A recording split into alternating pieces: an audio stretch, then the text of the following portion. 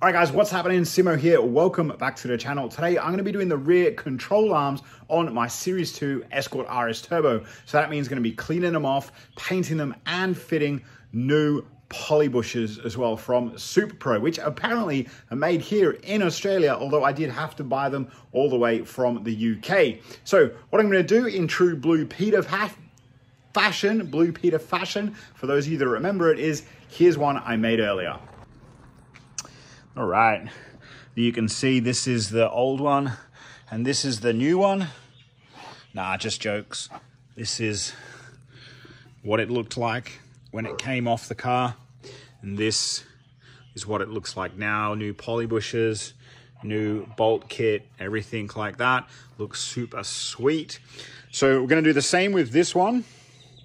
And then I'm gonna show you how to press in Super Pro poly bushes with only a vise and a couple of sockets. So let's cue the intro and get started. Now I got a ride or die.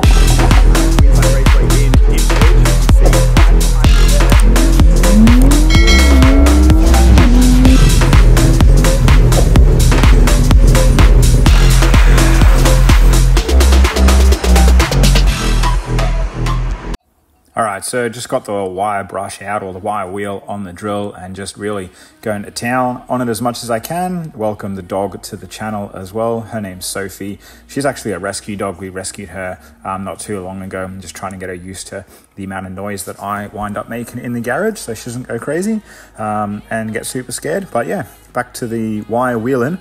As you can see, there's just heaps of like rust dust just coming off as I'm going to town on it, but we get there in the end.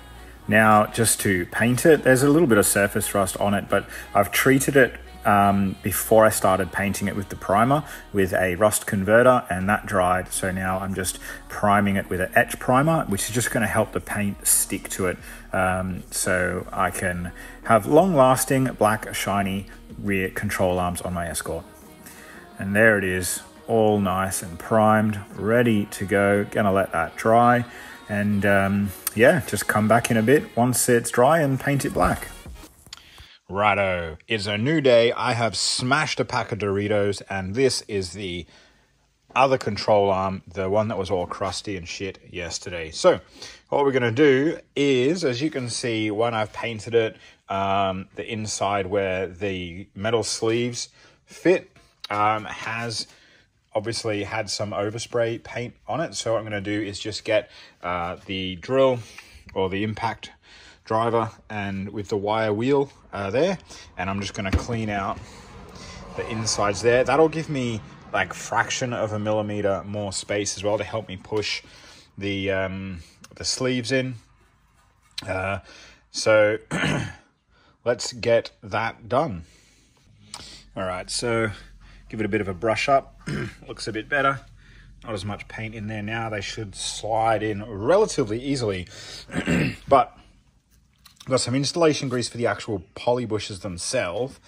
And these ones, because I don't have a hydraulic press, I just have this big vise and a nice big socket, which is, you know, going to be really handy for this. What I did is I actually put these in the freezer this morning,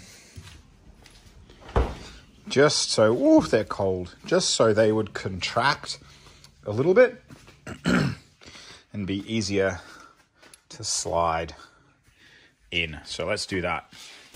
So here I've just got it in the vise, and I've got the socket on the inside like I showed you earlier in the video. And I'm just using the vise to clamp it down as much as I can. See, that's all the way in. So I just do the other side, exactly the same. Right guys, now this one you can see is has a lip on it. It's kind of beveled, I guess you would say. And there's a hole on each side. One is fractionally bigger than the other, so you really just kind of got to go, which one is it? And it's pretty easy to tell, especially if you've had this in the freezer, because we can see this one goes almost all the way in, and this side, it doesn't really go in that far at all. So I'm gonna sit that in there like that. And I have an old end cap from an old Toyota engine that I pulled apart many years ago. For those of you, if you're wondering, it's from a 5S FE, the 2.2 litre that came in the early model Celicas or the Camrys. And that fits pretty perfectly. I've heard that the CVH ones are similar, and you can use those as well. So if you have a spare CVH one, you can use that.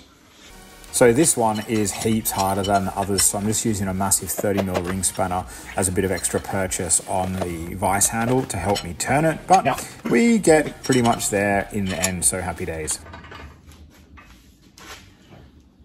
That is in pretty much as far as it's going to go. So I'm just going to use this Jubilee clip on the end there. Open it up a little bit. Slide that in. And then that last little bit of just tightening it all up and getting it pushed through all the way in the end. 30mm ring spanner comes out to play again because it's pretty tough, even with my massive Python arms.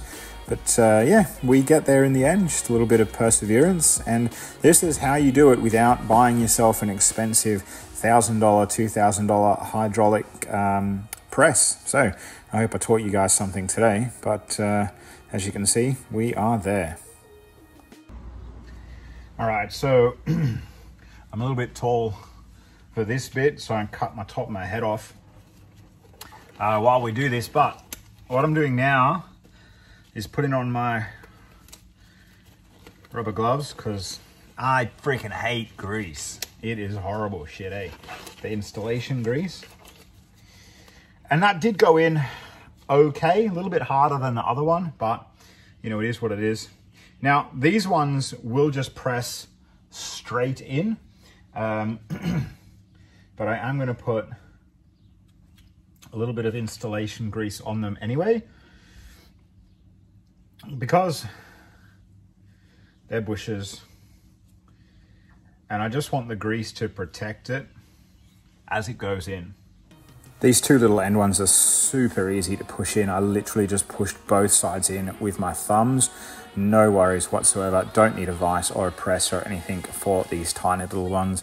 And then I just get the little metal sleeve, grease that up, and then again, it's so easy, just push these straight through with my thumbs. No real issue. They're a little bit tougher than the bushes themselves, but they still went through pretty easy, so I was happy with that. It was the same on the other one as well, actually, the one that I did Blue Peter style. Here's one I did earlier. They pushed in super easy as well, and it wasn't too much of a hassle. As you can see, this one was a little bit tougher, but it goes in. Happy days. Cool. And that's in all good. All right. So this one's the harder one because it obviously has to go through this piece, and it's got a lip on each end. So we are going to use the vise for that one, and I'll put you down back in the other camera stand. And now for this last one. This one is heaps more fiddly, and I did use the old end cap from the Toyota engine to just stop the ends from squeezing and clamping down. Took me a couple of goes to get this one in, but you really just need to get it past the first lip. And once you've got it past the first lip, you can take it out and use your fingers usually to push it through, depending on what your grip strength is like. So you can see I'm just fiddling around, but eventually got it in the end. This one's been a little bit tricky, but it's in almost all the way now. So I'm just gonna use brute force to push it in as much as I can, and then we'll be done. All right, so I had to put the sleeve in just to help me push it through all the way, but that is now both of those done. And there's the other one. That one actually goes on the other side of the car, but there you go. So look guys, I hope that video does help somebody out. I know that there isn't much out there on YouTube at the moment for these Series 2 Escort RS Turbos because they were kind of worked on a long time ago before YouTube was even a thing. That's why I'm doing these videos now, to help people that are working on those cars now. The guys like myself who wanted to build a certain car when they were 21 and couldn't afford it for whatever reason, but can afford it now. So guys, as always, if you're still here watching at the end of the video, you must like me, which means you're subscribed. And if you're not, hit the subscribe button and the bell to get notification of when I start fitting all these parts to the car. Cheers guys, and have a great Christmas.